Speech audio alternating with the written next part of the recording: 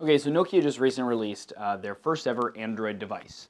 And as I said in my other video on the subject, it's not really aimed for the US market for a lot of reasons. You can check that out if you're interested. But I did manage to get my hands on one from overseas in order to kind of do a walkthrough, because I think a lot of people are kind of curious as to what Nokia has done with Android. So that's what this video is. I'm going to take you guys through the Android that Nokia has kind of put on their Nokia X, their Nokia X Plus, and their Nokia XL, their first ever Android devices.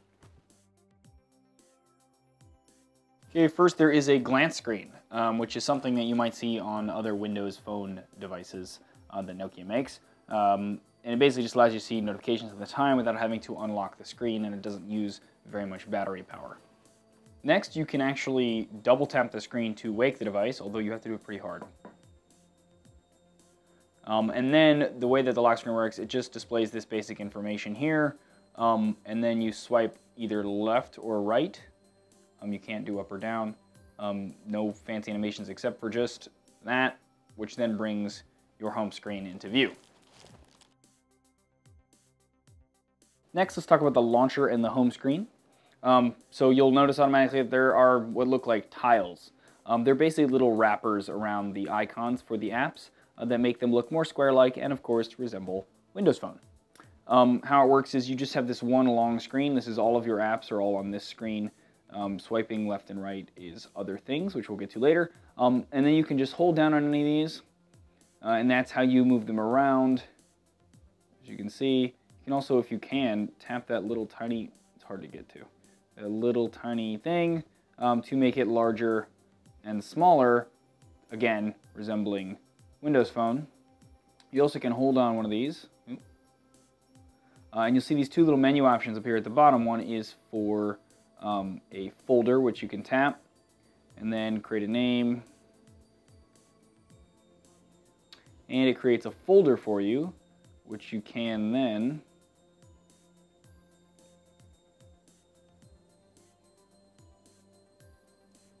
put something into, and then you can move the folder around. Also, you'll see that there is a color wheel down here as well on some of them, which if you tap will cycle through the different color options that you have available.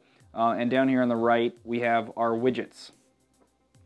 So here are the widgets that it comes with, which we'll get into in a little more detail in a minute. But basically you just tap on one of these and it will add it to the home screen. Now you can't make them larger or smaller, some of them, or most of them, but you can move them around, so long as they are still within this normal grid system.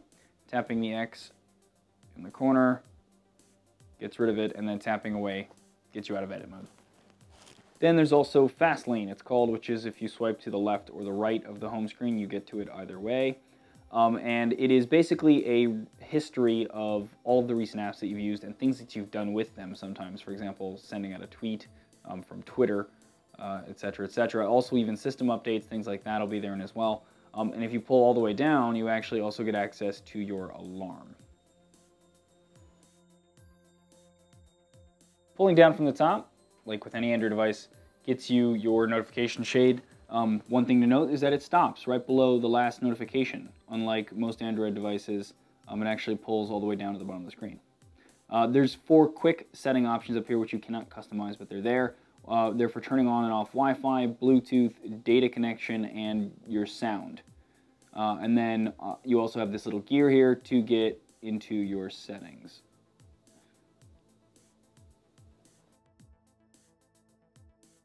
Now for Nokia's widgets, if you hold down on any icon, you'll get this menu bar at the bottom. If you tap the right side, you get all of your widgets. These are all basically the ones that come in Android that include calendar, direct call, direct contact, direct message, power control. Those all come in Android. They've also added some of their apps in here, the Astro File Manager, which is a third-party app that happens to be on the device. Nokia's are the analog clock, which is just a simple clock, the contact, which you can tap to get to a contact, email, which shows emails, gallery, which shows or cycles through your photos, messaging, which shows a list of your messages, Music, which of course allows you to control the music on the device, and tapping it gets you into the music app. Playlist to get quick access to just one playlist. And then you'll see I have other third-party ones in here because Twitter comes installed on the device, so does Facebook, etc. Other apps that Nokia has added to the device that aren't normally in Android is the FM radio, which is a simple FM radio app that requires your headphones to use. Also, we do have replacements for the Google apps. So if you're not familiar with what the Google apps are, again, click the link below to head to my video where I discuss that and the difference between regular Android and Nokia as far as those are concerned. But they've had to add apps to replace those. So here, Maps is one of them, which is Nokia's map program, which of course replaces Google Maps. The Store as well, which is full of apps that Nokia has curated for the most part, that they probably also found that don't require too much graphics processing because of the limitations of the hardware on this device. So you won't have access to all of the Google apps from this store, but they do have ones that they've added in here, which you can go through and check them out. Of course, the Microsoft ones do seem to be featured and taking front seat when they can.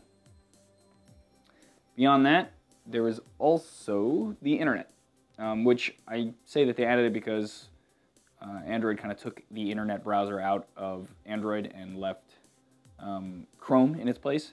But this, they don't have that, obviously. They have an internet browser, and you can even see the little Bing symbol here. So obviously searching and stuff through here will use Bing as opposed to Google for its search engine.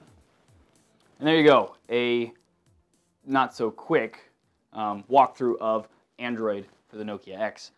So kind of curious what you guys think. I mean, clearly it's not meant for US people, and again, you can check out that other video for more details on that. But do you think international people would use it? Do you think it's fair to give them that version of Android and not the real version? Let me know what you think in the comments, or reach out to me on Twitter, Facebook, or Google+.